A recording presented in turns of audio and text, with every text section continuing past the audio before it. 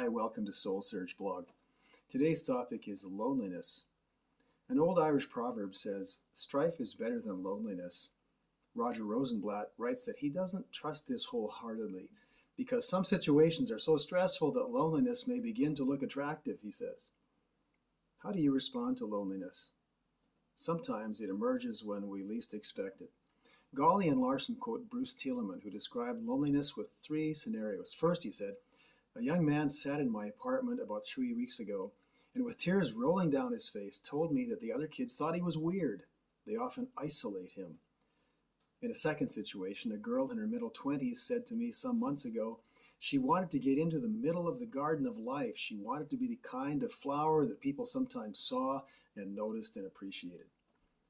In a third story, he shared, "I know an older gentleman who deeply loved his wife and loved her until the day she died. They were a beautiful couple in every way that you might choose to describe people. They were lovely to behold and deeply devoted to each other. When she was gone, he said to me with tears, 'Life seems to be passing me by. It's rushing on all the time, and I don't seem to be able to get on to it anymore. I'm on the outside looking in, and it makes me desperately lonely.'" Thielemann went on to describe other reasons why someone might feel isolated, and right now you can likely come up with a few examples of your own. How does Jesus help us address loneliness? He prayed a prayer for his disciples to love each other, knowing that in the short term they would all walk away from him. Peter would deny even knowing that he knew him. Jesus' prayer was a prayer of faith in the power of God to redeem a fractured community where everybody ran away into isolation and loneliness and fear. And he used this intimate statement, "I pray that they will all be one, just as you and I are one, as you are in me, Father, and I am in you." He compares his relationship to his Heavenly Father with our relationship to him. This is a closeness that reproduces his life in us. Jesus had compared the life with him to that of a branch in a vine. The branch carrying the life of the vine and producing fruit as it remains in the vine. This inness, produced by his Spirit, results in oneness. But this community of God with us might seem elusive to us at times or impossible if we're used to protecting our hearts from getting hurt. Dr. Gabor Mate, in his book When the Body Says No, tells a story of emotional isolation, and without sharing the entire context of the story here, he tells of a patient who told him, "One of my earliest memories from around age 3 or 4, sitting in a dress by myself playing with a doll. I was fine playing, but the sense was there was no connection. There was nobody around. I was completely isolated. This was safe, but there wasn't a sense of happiness, only that I had figured out how to protect myself." She said she learned to do this by being alone and without feeling any contact.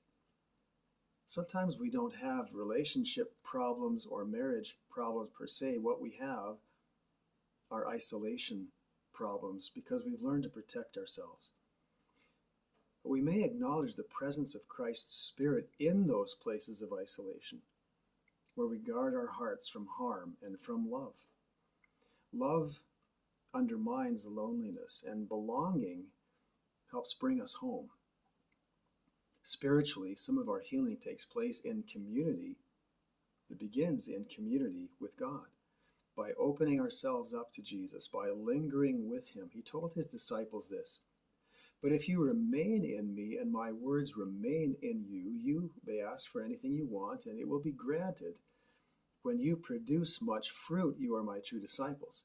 This brings great glory to my Father." And then he said, "Your love for one another will prove to the world that you are my disciples." The fruitfulness he's talking about here is love for each other. We undermine loneliness by serving each other. Margaret Gunther quotes Charles Dickens' book, David Copperfield. And I'll use this to illustrate the practicality of love that undermines loneliness. Copperfield, a dirty, hungry, exhausted, runaway child, arrives at Aunt Betsy's. She has a tenant who has a very simple view of life. He is childlike, loving, firmly grounded in reality, says Ms. Gunther. Aunt Betsy often turns to her tenant for advice. He is not familiar with legal or family complexities. Well then, Betsy said, here you see young David Copperfield, and the question I put to you is, what shall I do with him? What shall you do with him? Said the tenant. Come, says Aunt Betsy, I want some very sound advice. Why, if I was you, says her tenant, considering and looking vacantly at Copperfield, I should...